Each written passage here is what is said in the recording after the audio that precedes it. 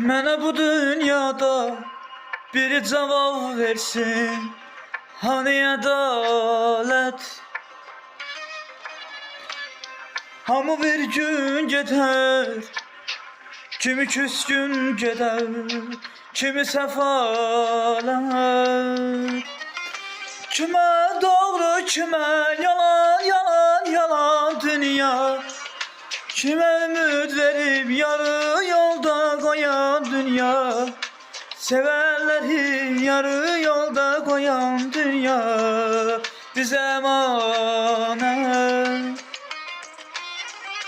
Kime doğru, kime yalan, yalan, yalan dünya. Kime düz yol, kime dalan olan dünya. Bizi bizden alıp yola salan, salan dünya bize emanet. Bu dünyada kimi yandı, kimi kazandı.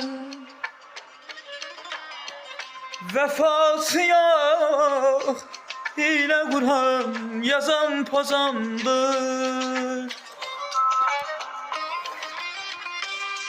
Kimi ucaldıp zirvesinden salan dünya.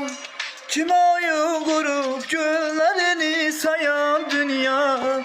Kime verdiklerin alıp yola salan dünya bize emanet. Kime serili kalıp kime yalan olan dünya. Kime ümit verip yarı yolda koyan dünya bize emanet. Bakıp insanların belasından doyan dünya bize emanet. Ah, bize emanet.